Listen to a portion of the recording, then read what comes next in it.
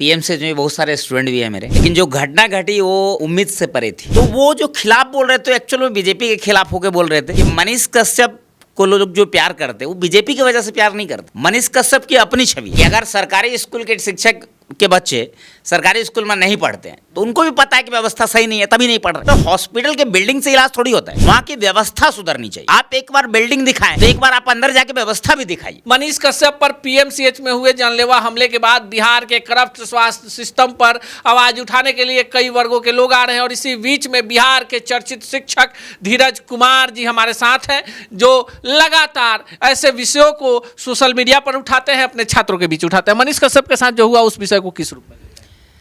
देखिए, मैं तो खुद शिक्षक हूँ और मेडिकल की तैयारी भी कराता हूँ, तो पीएम से जो बहुत सारे स्टूडेंट भी हैं मेरे, लेकिन जो घटना घटी वो उम्मीद से परे थी कि अगर मनीष कश्यप जैसे चर्चित व्यक्ति के पर इस तरह से हमला हो सकता है तो एक आम जनता जो है वहाँ कैसे सुरक्षित महसूस करेगी।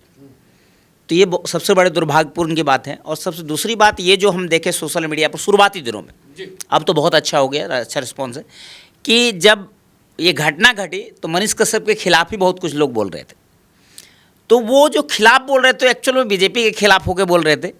तो मेरा उस समय भी यही कहना था कि मनीष कश्यप को लोग जो प्यार करते वो बीजेपी की वजह से प्यार नहीं करते। मनीष कश्यप की अपनी छवि है।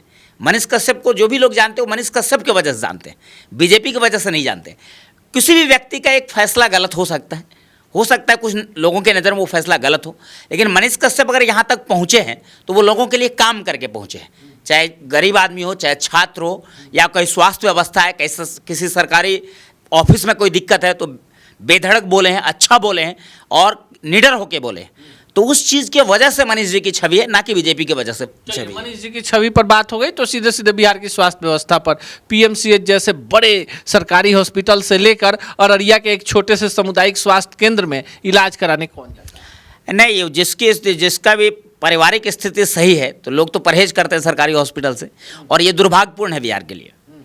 ये दुर्भाग्यपूर्ण है कि अच्छे डॉक्टर हैं लेकिन व्यवस्था बहुत ज़्यादा खराब है, बहुत ज़्यादा। अगर आप पीएमसीएच के इमरजेंसी वार्ड में चले जाएं, एक आध दो बार मुझे जाने का मौका मिला है, तो हमको लगता है नेचुरल तरीक़ा से आप 5 मिनट वहाँ खड़े नहीं हो सकते, इतनी ज़्यादा गंदगी और इतना माहौल ख़राब है। तो ये व्यवस्था में सुधार होनी चाहिए और सरकार को इस पर ध्यान देना चाहिए। आपको नहीं लगता 2025 में बिहार विधानसभा का चुनाव है, हिम्मत करके सत्ता और विपक्ष, स्वास्थ्य, शिक्षा, सड़क सुरक्षा, इन्हीं तमाम जो आप 4GS आपका संस्थान का भी नाम है, इन 5 बुनियादी चीज़ों पर एकदम ताल ठोक कर बिहार की जनता के बीच में? बिल्कुल, चुनाव के समय नहीं, हमेशा ही ऐसा नहीं कि अभी चुनाव का समय, इसलिए हर समय शिक्षा व्यवस्था, स्वास्थ्य जो मूल सुविधा है जो आप जनता को आप दे सकते हैं। अभी पीएमसीएच का एक दिखाया जा रहा है, मंगल पांडे जी आल भी डाले हैं कि हॉस्पिटल इतना लाजवाब बना है। तो वही चीज़ कहना है कि मतलब हॉस्पिटल के बिल्डिंग से इलाज थोड़ी होता है, वहाँ की व्यवस्था सुधरनी चाहिए। आप एक बार बिल्डिंग दिखाएं तो एक बार आप अंदर जाके व्यवस्था भी दिखाइए, तब दिखेगा कि जो बाहर से चकाचौंध है वो अंदर से भी चकाचौंध है या नहीं है। तो हकीकत से आप भागना नहीं चाहिए, और एक बार अगर जाएंगे तो हमको लगता है इससे सुधार होगा। डॉक्टर में कोई टैलेंट की कमी थोड़ी है, बस एक व्यवस्था गड़बड़ है, उस व्यवस्था को सुधारने की जरूरत है। तो आपको नहीं लगता धीरज जी सरकारी नौकरी चाहिए, लेकिन जो लोग सरकारी नौकरी करते हैं सरकारी व्यवस्थाओं से दूर भागते हैं? सरकारी शिक्षक का बच्चा सरकारी विद्यालय में नहीं पढ़ता, सरकारी डॉक्टर के परिजनों का इलाज सरकारी डॉक्टर में हॉस्पिटल में नहीं होता। बिहार का शायद ही कोई ऐसा राजनेता होगा जो सरकारी हॉस्पिटल में इलाज कराने जाता, तो फिर सिस्टम कैसे बदलेगा? तो इसी कारण तो बिहार पिछड़ा हुआ है। जो बिहार पिछड़ा हुआ उसका मूल वजह तो यही है कि अगर सरकारी स्कूल के शिक्षक के बच्चे सरकारी स्कूल में नहीं पढ़ते हैं तो उनको भी पता है कि व्यवस्था सही नहीं है, तभी नहीं पढ़ रहे। सरकारी जो डॉक्टर हैं उसके बच्चों का इलाज सरकारी हॉस्पिटल में नहीं होता है, तो उन लोगों को सबको पता है। ऐसा नहीं कि यहाँ के पॉलिटिशियन को पता नहीं कि वहाँ की व्यवस्था गड़बड़ है। बस हम लोग क्या करते हैं कि हम लोग वही है कि फ्री में स्कूल में है तो फ्री में बैग दे रहे हैं, बेंच दे रहे हैं, भोजन दे रहे हैं, खाना खिचड़ी खिला रहे हैं। तो हॉस्पिटल है तो वहाँ अलग सुविधा है। तो मीनिंगलेस चीज़ है कि मतलब हम स्वास्थ्य बीमा दे रहे हैं, ये दे रहे हैं, मतलब कोई फ़ायदा नहीं है उससे। मूलभूत सुविधा पे काम होना चाहिए। चलिए, मूलभूत सुविधा पर काम होना चाहिए।